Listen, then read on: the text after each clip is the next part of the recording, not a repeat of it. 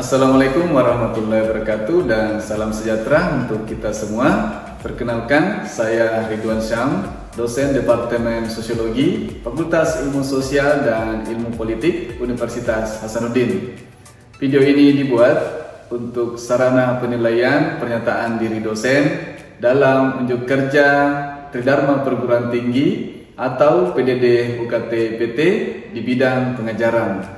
Sebagai seorang dosen, tentunya saya wajib untuk melaksanakan Tridharma Perguruan Tinggi dan salah satunya adalah melakukan pengajaran.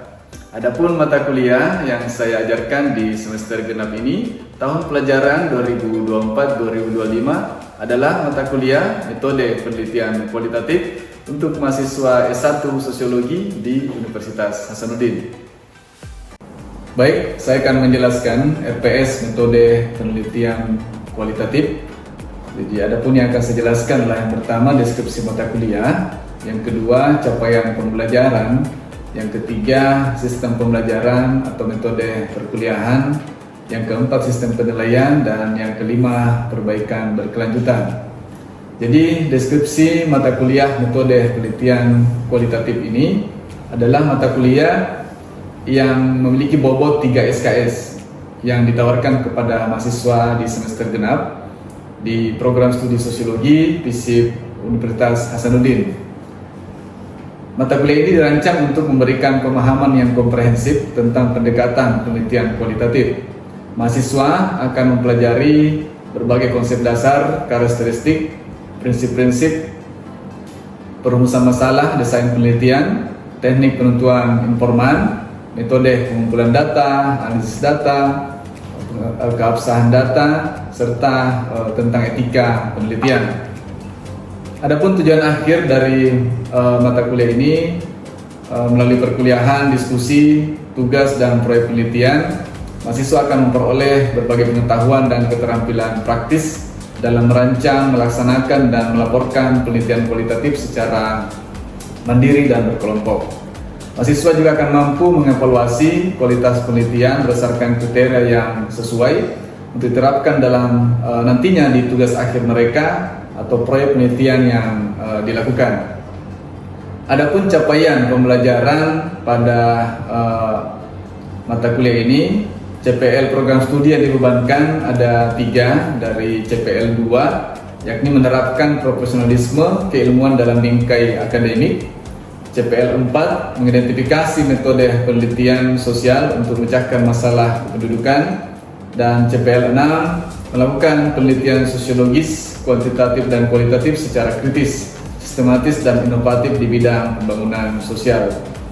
Adapun capaian pembelajaran mata kuliah atau CPMK yang untuk mata kuliah ini yakni mampu memformulasikan permasalahan di masyarakat berdasarkan konsep yang terkait dengan bidang desain penelitian kualitatif. Dan untuk sub CPMK-nya ada 11, yakni yang pertama memahami kontrak pembelajaran dan pentingnya metode penelitian kualitatif. Yang kedua mengungkapkan konsep, karakteristik, dan prinsip-prinsip penelitian kualitatif. Yang ketiga, mengidentifikasi dan merumuskan masalah penelitian yang sesuai untuk pendekatan kualitatif. Yang keempat, menentukan strategi dan desain penelitian kualitatif. Memahami dan menerapkan etika penelitian dalam pelaksanaan penelitian kualitatif. Yang keenam, memilih dan menerapkan teknik pemilihan informan yang sesuai dalam penelitian kualitatif. Yang ketujuh, mengumpulkan data kualitatif menggunakan berbagai teknik. Yang kedelapan, melakukan analisis data kualitatif menggunakan teknik-teknik yang relevan. Yang kesembilan, memastikan keabsahan dan reliabilitas data dalam penelitian kualitatif melalui berbagai teknik. Yang kesepuluh, menyajikan temuan penelitian kualitatif secara efektif melalui laporan tertulis atau presentasi lisan dan visualisasi data. Yang terakhir, mengevaluasi kualitas penelitian kualitatif berdasarkan kriteria-kriteria yang sesuai. Yang ketiga, mengenai sistem pembelajaran atau metode perkuliahan yang digunakan dalam mata kuliah ini. Yang pertama ada pembelajaran kooperatif atau cooperative learning yang digunakan pada pertemuan 1, 2, 6, dan 16. Fokus pada diskusi kelompok dan kolaborasi antar mahasiswa. guna membangun pemahaman melalui sharing pengetahuan. Adapun model pembelajaran utamanya berbasis project based learning yang digunakan mulai dari pertemuan ketiga sampai ke-15. Mahasiswa diharapkan dapat terlibat dalam proyek-proyek penelitian secara nyata dan mengintegrasikan teori dan praktek penelitian. Metode yang digunakan juga dalam RPS mata kuliah ini adalah self-directed learning, pembelajaran mandiri di luar kelas. Mahasiswa juga membaca literatur secara aktif terkait dengan pokok bahasan. Adapun estimasi waktu pembelajaran mandiri itu 1 kali per pertemuan tiap pekan.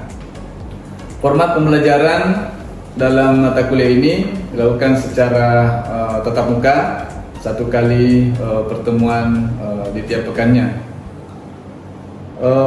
Dan juga kami di Universitas Hasanuddin juga memiliki pengolahan pembelajaran secara daring, di mana aktivitas belajar mandiri dan pengumpulan tugas itu dilakukan melalui aplikasi Sekolah. Adapun sistem penilaian pada mata kuliah ini, di mana komponen penilaian dan bobotnya, yang pertama adalah komponen responsif atau aktif itu sebesar 45% dari keseluruhan pertemuan. Kemudian yang kedua adalah penilaian pada tugas kelompok sebesar 45%. Ya, di dalamnya ada penyusunan proposal penelitian yang berkontribusi 30% dan laporan hasil penelitian yang berkontribusi 15%. Jadi kami fokuskan pada penerapan praktis metode penelitian. Yang terakhir ada resume yang dibuat oleh mahasiswa yang berkontribusi 10% pada bobot penilaian, di mana ini digunakan untuk mengevaluasi kualitas kinerja penelitian yang dilakukan oleh mahasiswa. Kemudian ada refleksi kritis terhadap pembelajaran. Adapun teknik pembelajaran yang dilakukan dalam mata kuliah ini, yang pertama secara non-tes, yang kedua formatif, dan juga secara sumatif. Untuk perbaikan yang berkelanjutan, evaluasi proses pembelajaran kami lakukan melalui monitoring ketercapaian sub CPMK di setiap pertemuan, kemudian feedback dari mahasiswa tentang efektivitas metode pembelajaran, serta refleksi dosen terhadap respon dan partisipasi mahasiswa. Kemudian penyesuaian metode dan konten, jadi kami senantiasa mengadaptasi metode pembelajaran yang berdasarkan karakteristik mahasiswa dan juga selalu mengupdate literatur dan referensi sesuai dengan perkembangan terkini, serta melakukan penyesuaian tingkat kesulitan tugas yang diberikan kepada mahasiswa berdasarkan kemampuan mereka. Adapun pengembangan yang berkelanjutan, di setiap semester kami bersama tim teaching itu melakukan review RPS berdasarkan hasil evaluasi semester sebelumnya, kemudian selalu mengintegrasikan feedback dari mahasiswa untuk perbaikan pembelajaran dan berkolaborasi dengan tim pengajar untuk standarisasi kualitas. Dan yang terakhir, jaminan kualitas, kami melalui audit proses pembelajaran yang terdokumentasi di Sekolah, dan yang kedua adalah peer review antar dosen pengampu, serta yang terakhir evaluasi eksternal dari program studi. Demikian penjelasan RPS ini. Berikutnya marilah kita simak video pembelajaran di kelas. Selamat pagi semuanya. Pagi, Pak. Bagaimana kabarnya? Sehat. Syukur kita masih diberi kesehatan ya. Dan mudah-mudahan kita senantiasa sehat dan semangat menyelesaikan ya studi kalian di S1 Sosiologi ini. Oke, tapi terlebih dahulu kita absen dulu ya untuk presensi kehadiran kita di site Sekolah.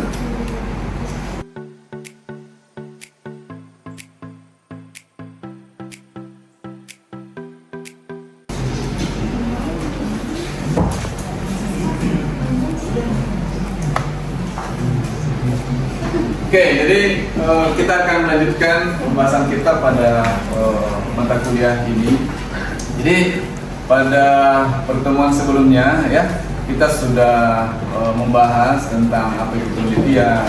Kemudian kita sudah mendiskusikan juga apa perbedaan penelitian yang menggunakan pendekatan kualitatif dan penelitian dengan menggunakan pendekatan kuantitatif. Tapi terdahulu ya saya ingin mungkin Anda bisa menjelaskan apa itu penelitian yang sudah kita bahas pada pertemuan sebelumnya. Ya, siapa yang bisa menjelaskan? Saya. Oke, silakan Farhan. Penelitian adalah metode sistematis untuk mulai dari mengumpulkan, menganalisis hingga menafsirkan suatu informasi atau suatu data untuk mencoba mengetahui suatu fenomena atau mencoba memecahkan masalah. Nah, sebagai contohnya itu kayak kenapa bisa harga Indomie semakin naik padahal kenapa harga Indomie masih naik padahal rasanya masih sama-sama saja, atau kayak kenapa sebagian warga itu masih percaya dukun dibanding dokter. Iya, terima kasih Farhan. Kita berkata sebuah itu adalah sebuah upaya yang sistematis ya, upaya pencarian kebenaran. Ya. Pencarian kebenaran ya tentunya dengan menggunakan kaidah-kaidah ilmiah ya, yang secara sistematis sehingga dapat divalidasi kebenarannya. Oke, berikutnya mungkin ada yang bisa menjelaskan tentang apa perbedaan ya penelitian kuantitatif dengan penelitian kualitatif. Ada bisa menjelaskan salah satu perbedaannya? Perbedaan penelitian kuantitatif dan kualitatif itu bisa dilihat pada bagaimana cara pendekatannya. Yang pertama itu kan kualitatif, dia lebih datanya itu lebih naratif. Nah, sedangkan kuantitatif itu penyajian datanya bersifat numerik.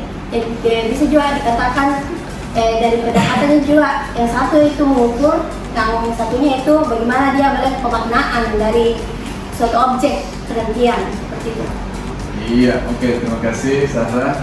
Hari ini kita ya akan coba membahas tentang ini ya, desain penelitian. Bagaimana kita bisa memilih ya dari berbagai jenis-jenis metode penelitian kualitatif untuk kalian bisa nanti gunakan ya dalam meneliti masalah yang atau topik penelitian yang akan kalian pilih dari tugas proyek kalian ya. Jadi dalam penelitian kualitatif itu ada berbagai metode, tapi sebelumnya ya kita pretest dulu ya. Jadi saya ingin melihat bagaimana pemahaman awal kalian ya terkait dengan topik materi ini. Ya. Silakan di scan QR code di atas dan dikerjakan pretestnya.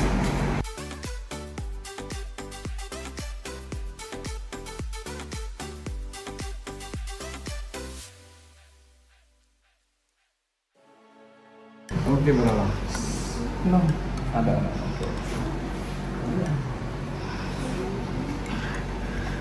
Oke, sudah? Ya. Baik, jadi sekarang kita masuk ke memahami ya jenis-jenis metode penelitian kualitatif ya. Salah satunya yang pertama adalah studi kasus. Ya. Jadi metode studi kasus ini adalah metode yang paling umum ya, banyak kita gunakan di jurusan sosiologi ini ya, karena studi kasus ini ya kita kan dalam sosiologi melihat bagaimana fenomena-fenomena yang kontemporer ya, bagaimana dan mengapa, jadi how dan why, kenapa peristiwa itu terjadi dan bagaimana rentetan kejadiannya. Kemudian ya tidak memerlukan kontrol ya, jadi tidak ada apalagi perlakuan dari peneliti terhadap peristiwa itu ya, kita cukup memahaminya dan mendalami gitu ya peristiwa itu. Kemudian ya pada peristiwa yang sedang terjadi ya saat ini, Jadi yang sedang in progress, bukan sesuatu yang sudah berlalu. Oke? Tokoh yang membahas tentang teknologi itu adalah Edmund Husserl, ya. Dia penggagas utamanya bahwa melihat bahwa realitas itu, ya, tidak terpisah, gitu ya, tidak terpisah dari manusianya. Jadi realitas itu adalah perpaduan antara pengalaman subjektif dengan pengalaman objektif dari manusia.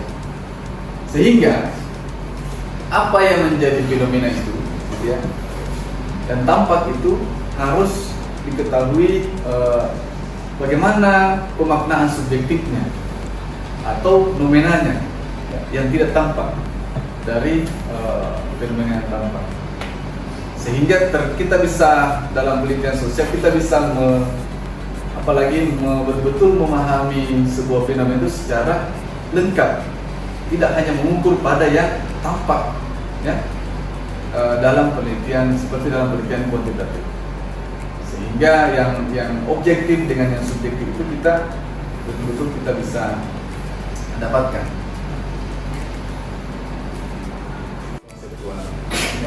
Jadi kalau penelitian kuantitatif pada umumnya ya kita berangkat dari teori, ya. Tapi kalau ini ya fenomenologi itu kita apalagi berangkat dari data yang sudah kita, data lapangan yang sudah kumpulkan.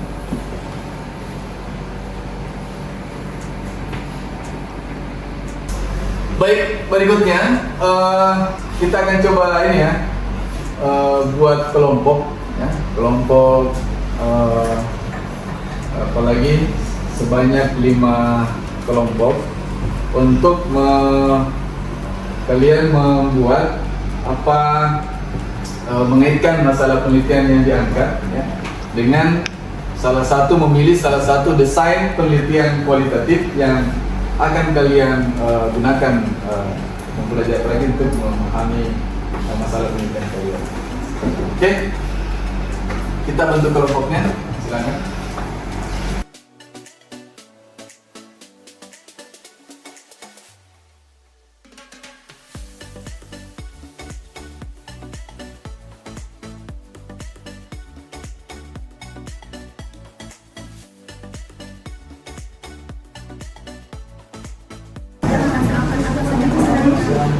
Oke, baik. Jadi karena sesi diskusi kelompok sudah selesai, maka sekarang kita masuk ke sesi mempresentasikan, ya. Jadi setiap kelompok akan maju ke depan untuk mempresentasikan hasil diskusi kelompoknya terkait dengan masalah penelitian yang dikaitkan dengan metode apa yang dipilih.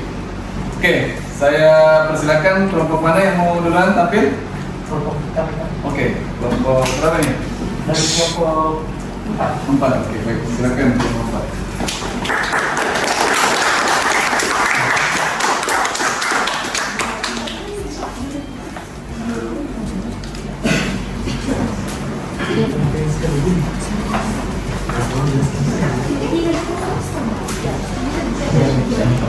Ya, silakan.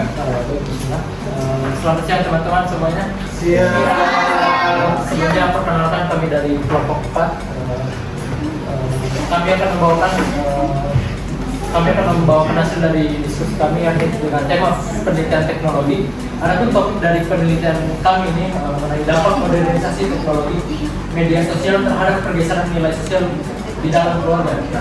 Adapun dari topik tersebut kami mengangkat 3 uraian masalah. Yang pertama ini ada dampak media sosial terhadap nilai sosial.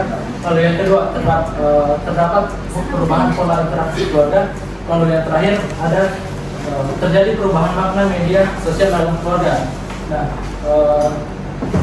selanjutnya adapun dari pertanyaan penelitian, kami mengambil 2 pertanyaan penelitian. Yang pertama, bagaimana anak-anak memaknai media sosial dalam kehidupan sosial keluarga. Lalu yang kedua, bagaimana perubahan tersebut mempengaruhi pola interaksi dan nilai sosial di dalam keluarga. Nah, berangkat dari yang tersebut, adapun tujuan dari penelitian kami yang pertama untuk mengetahui bagaimana pemaknaan media sosial dalam kehidupan sosial dalam keluarga.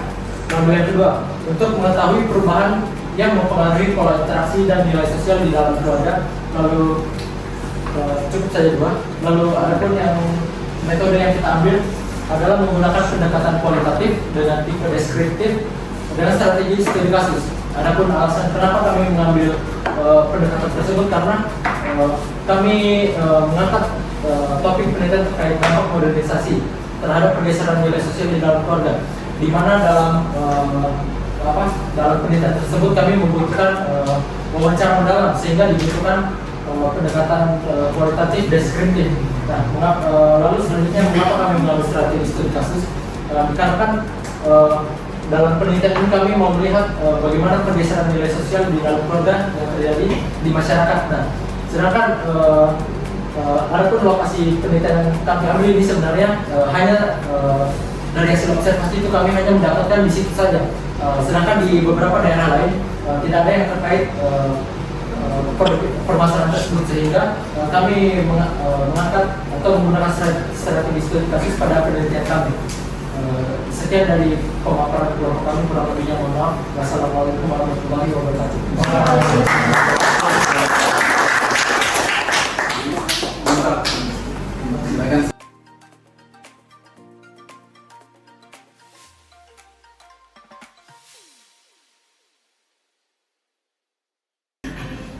Oke, sudah? Apakah semuanya mengalami peningkatan? Oke, jadi saya kira sudah cukup ya untuk pertemuan kita hari ini.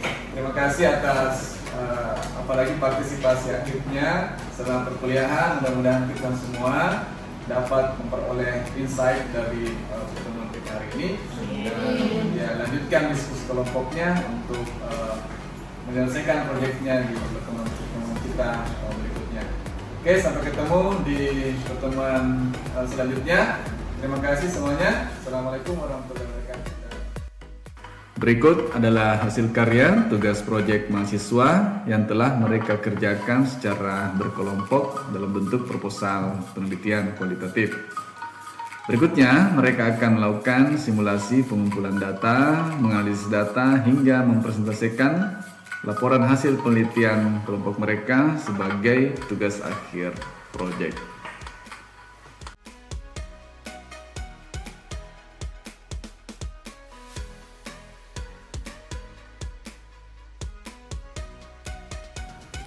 Demikian video ini saya buat sebagai penilaian pernyataan diri dosen dalam unjuk kerja ke Dharma Perguruan Tinggi atau PDD UKT PT di bidang pengajaran. Semoga video ini bermanfaat dan saya mohon maaf jika ada kesalahan dan ketidaksempurnaan dalam video ini. Terima kasih. Assalamualaikum warahmatullahi wabarakatuh.